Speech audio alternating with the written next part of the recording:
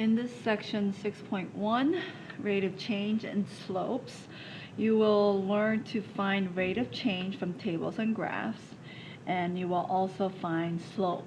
Now, the difference between rate of change and slope is rate of change is used for real world situations. So you got to have units in rate of change. In slope, we're taking a graph and looking at a line, and what is the slope? How steep that line is, and that's what we're going to be looking for. So we're going to start by talking about what is rate of change. Well, rate of change is change in dependent variable over the change in independent variable, where dependent variable is your output, your range, your y values, and the independent variable, your domain, your x values. So it is still change in y over change in x, but it is change in dependent variable over change in independent variable. So in my first example, we are going to find the rate of change for the given table right here.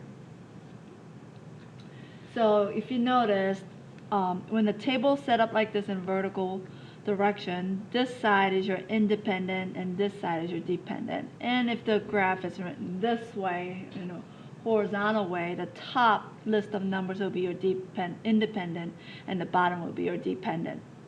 So like rate of change is change in dependent variable over independent variable. So we're going to find a change between the numbers. So we're going to do our loops here and find our changes. So that will be change in y over change in x. If you notice in the miles, we go up by 50 miles. And for the fee, we go up $12. So the rate of change, which is change in y over change in x, is $15 for every 50 miles. And we could reduce that and rewrite it as $66 for every 25 miles. And that would be our rate of change. In example number 2, we are going to find the rate of change given the graph.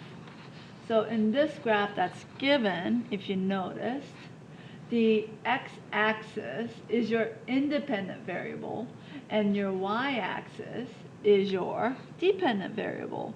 So the y-axis represents the distance traveled and the unit is miles, and for the x-axis the unit is for time and the unit is hours. So for this given graph, I'm going to just pick 2 points, and I decided to pick 2, 100 and 3, 150.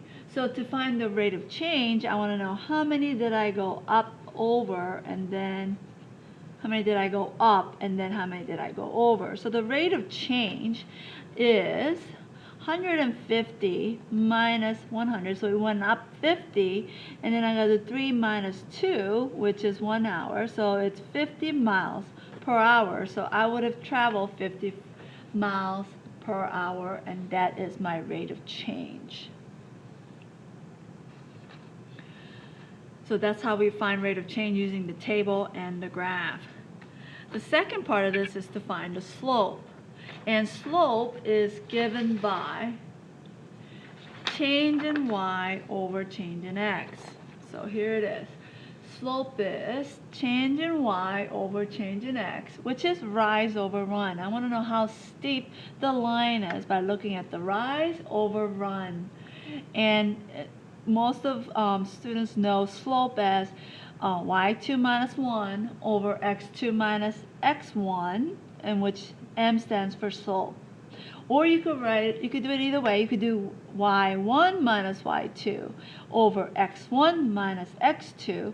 As long as these subscripts line up, the order of the number that is subtracted, it still gives you the same answer. So instead of drawing a graph, I have a graph and I pick 2 numbers off the graph. 2 order pairs. And if you noticed, I label them x1, y1, and x2 and y2. And using, now I could make those points and make it a table right here. And my order pairs are 0, 4, and 2, and 1. So then I could do my change in y over change in x. change in y over change in x. So this one went down by 3, so it's negative 3. This one up by 2. And slope is change in y over change in x, so negative 3 over 2 is my slope. Now if I wanted to use the formula y2 minus y1 over x2 minus x1, and I'm going to show you that it's going to give me the same result whether I do it this way or this way. But for the first one, I have y2 minus y1, so 1 minus 4 over x2 minus x1, which is 2 minus 0. In this one, I went the other way. y1, which is 4, minus y2, which is 1, over x1 minus x2, which is 0 minus 2. And if you noticed, even though signs are in the opposite place, they're still the same value. 1 minus 4 is negative 3 over 2 minus 0, which is 2, or 4 minus 1, which is 3, over 0 minus 2, which is 3, over negative 2, and they're still exactly the same. The slope is negative 3 over 2, which is same as the slope that we found doing it this way. So you could do it either way using the formula, or you're making a little table and doing change in y over change in x. Another type of graph that we encounter is when we have graphs that looks like this. So given this graph, I have points.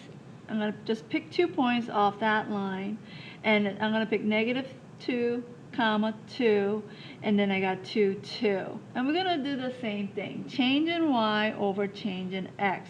And that's what the slope is, rise over run. And if you notice, the rise from this point to this point, there is no rise, so I have 0. And the run from here to here, I go over 1, 2, 3, 4, 5, 6. The run is 6. And 0 divided by 6 is 0. So slope of a horizontal line is 0. Okay? Now I'm going to do a vertical line. And if you notice, on a vertical line, here's another graph, I'm going to pick a point here and here. So my vertical line, my point is at 2, 3, and then this one is at 2, negative, 2.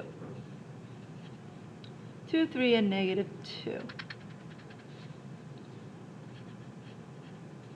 And if you notice, I do the slope again, which is rise over run. And in this case, my rise is from this point to this point, I went up 1, 2, 3, 4, 5. So 5, and there's no run, is 0. And 5 divided by 0 is what we call undefined, because you're not allowed to divide a number by 0. So slope of a vertical line is undefined, and slope of a horizontal line is 0.